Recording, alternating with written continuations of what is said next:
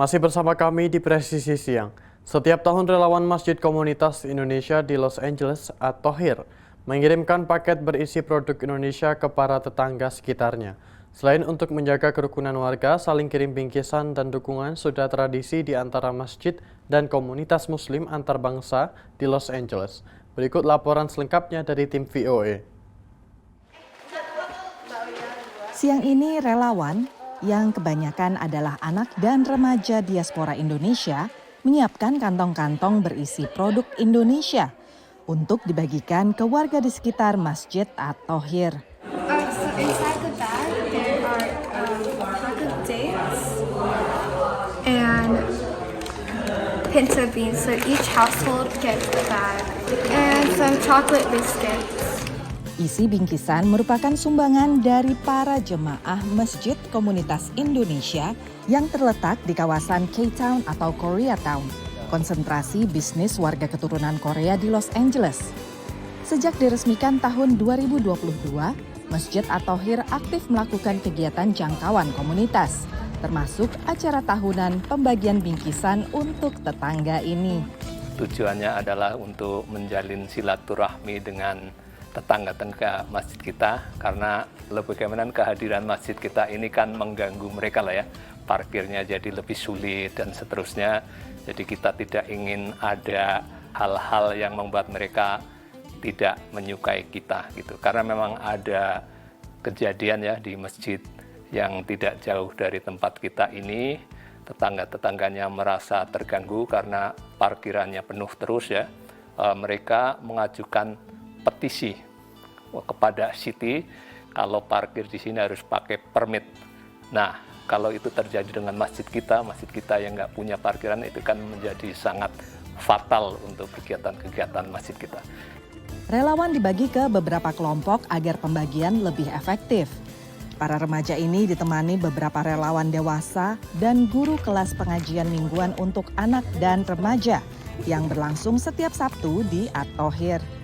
Alhamdulillah remaja-remaja muslim di sini, karena mereka sering dibawa oleh orang tuanya untuk berkegiatan di sini. Mereka aktif sekali. Mereka sudah berkegiatan sejak dari SD. Jadi ketika mereka sekarang sudah di high school, di SMA, mereka tetap datang ke sini dan berkontribusi. Kita bilang kepada anak-anak bahwa mereka sebenarnya adalah ambasador. Mereka adalah muslim-muslim yang tampil untuk komunitas terutama di Los Angeles. You're welcome. Thank you so much. Thank you. Have a good day. Dan juga supaya anak-anak ini tetap bangga sebagai menjadi orang muslim.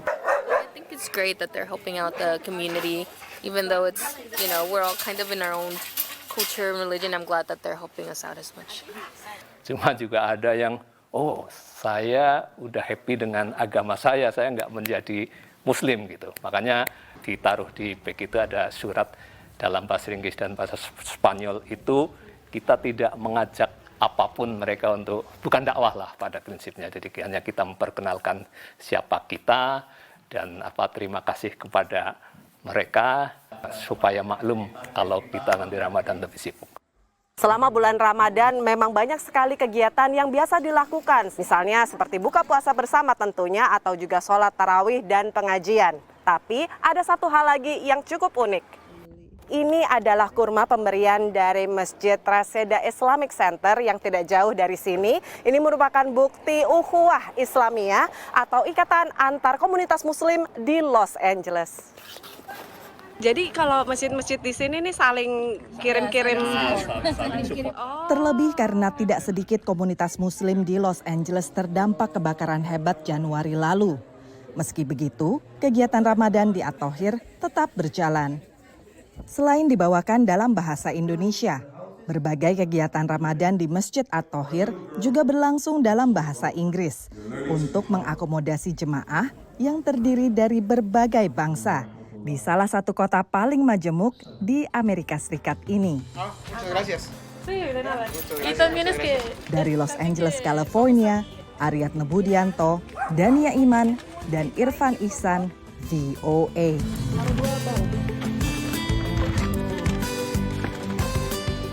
Diaspora Indonesia di AS ajukan permohonan agar pemerintah Indonesia mencabut larangan perpanjangan paspor bagi WNI Indonesia tanpa dokumen. Berikut kita simak laporan Randy Wicaksana dari VOA. Di tengah keresahan kebijakan deportasi massal imigran tanpa status hukum tetap Amerika, diaspora Indonesia menyampaikan protes terhadap kebijakan pemerintah Indonesia yang membatasi perpanjangan paspor untuk imigran tanpa dokumen. Imigran Indonesia yang tak miliki izin tinggal atau visa di Amerika hanya bisa memperoleh surat perjalanan laksana paspor atau SPLP. Protes ini disampaikan melalui tokoh Indonesia di New York yang kini telah memegang kewarganegaraan AS, Syamsi Ali. Melalui yayasannya Nusantara Foundation, Syamsi Ali kirim surat permohonan peninjauan kembali kebijakan tersebut. SPLP itu kan sebenarnya surat untuk perintah jalan pulang sih.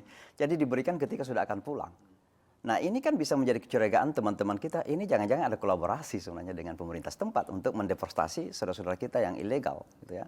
Jadi SPLP bukan solusi, dan itu juga bukan pengganti paspor yang akan diakui dalam negara Amerika. Kedutaan Besar Republik Indonesia di Amerika Serikat sebut pemerintah telah terima surat Syamsi Ali dan tengah dalam proses diskusi internal. Kami mencatat kekhawatiran dan juga masukan dari diaspora kita di Amerika Serikat terkait hal ini, yang kalau tidak salah hal ini sedang dibahas begitu ya. Semoga kita bisa mendapatkan suatu solusi yang juga mengedepankan dan melindungi kepentingan WNI diaspora Indonesia di Amerika Serikat dan di seluruh dunia begitu. Per bulan Mei 2025 ini pemirsa, pemerintah Amerika Serikat perketat aturan perjalanan pesawat terbang domestik. Penumpang wajib melampirkan Real ID atau identitas resmi yang dikeluarkan negara bagian seperti SIM dan juga KTP. Bagi warga imigran tanpa dokumen izin tinggal tetap, paspor jadi satu-satunya identitas resmi yang bisa digunakan untuk berpergian. Analis juga mengkhawatirkan status dan konsekuensi hukum diaspora tak berpaspor jika terdampak deportasi. Jadi ketika seseorang tidak memiliki paspor, tidak memiliki identifikasi kewarganegaraannya, itu sama seperti negara yang stateless. Jadi negara yang benar-benar, jadi di sini seseorang tersebut bukan tidak bisa tinggal di Amerika Serikat, tapi juga tidak jelas kewarganegaraannya, ditakutkan seperti itu. Dan nanti juga ditakutkan seperti ICE atau pemerintah Amerika Serikat akan bingung juga ini nanti dibalikinnya kemana. Sebagian diaspora tanpa dokumen yang memiliki anak yang lahir di Amerika bisa dapatkan kewarganegaraan ketika anaknya beranjak dewasa. Teman-teman kita sudah punya anak, kemudian anaknya berumur 18-21 tahun dan sudah bisa kerja, anak ini bisa mensponsori orang tuanya. Tapi salah satu persyaratan untuk disponsori kan paspornya masih harus hidup kan. Nah kalau tidak berlaku gimana? Atau misalnya dalam proses dia mencari kerja, tiba-tiba ada satu sponsor yang akan mensponsori dia.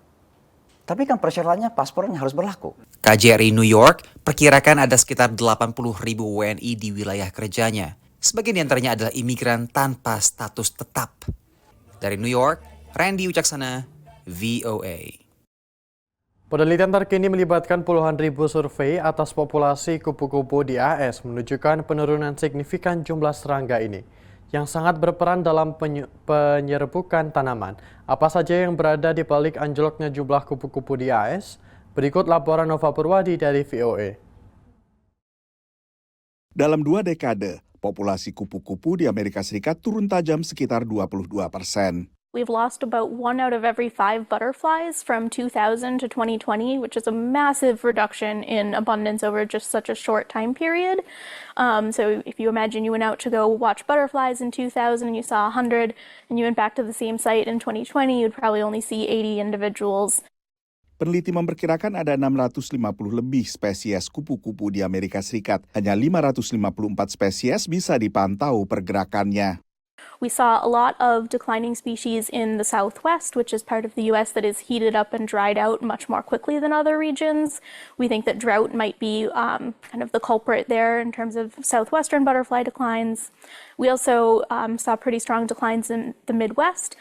There was one of the Status of Butterflies working group members who did a separate analysis that found that insecticides, more so than any other driver, more so than land use change, more than climate change, insecticides really were the #1 driver of declines for butterflies in the Midwest.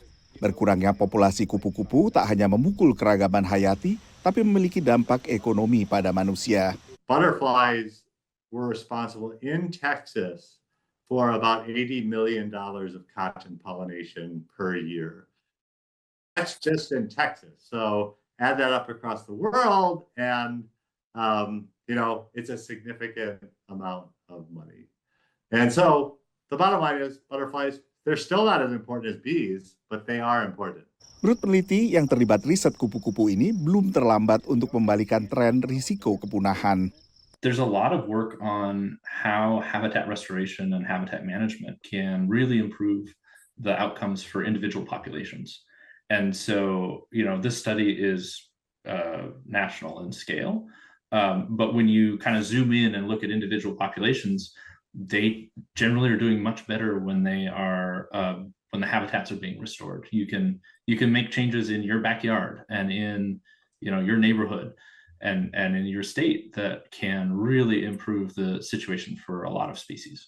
Yang ikut mendapat perhatian adalah kupu-kupu monarch alias kupu-kupu raja. Survei terkini mencatat jumlah totalnya mencapai sekitar 10.000 ekor, jauh di bawah populasinya pada 1997 yang mencapai 1,2 juta kupu-kupu. Peneliti menemukan bahwa sekitar sepertiga spesies kupu-kupu yang diteliti berkurang populasinya sekitar separuh. Lalu 22 spesies bahkan berkurang sekitar 90%. 3% dari seluruh kupu-kupu justru bertambah populasinya, jumlah yang relatif sedikit dibandingkan seluruh kupu-kupu yang ditelaah populasinya selama 2 dekade. Dari Washington DC, saya Nova Purwadi dan tim VOA. Tetaplah bersama kami, Presisi Siang akan segera kembali.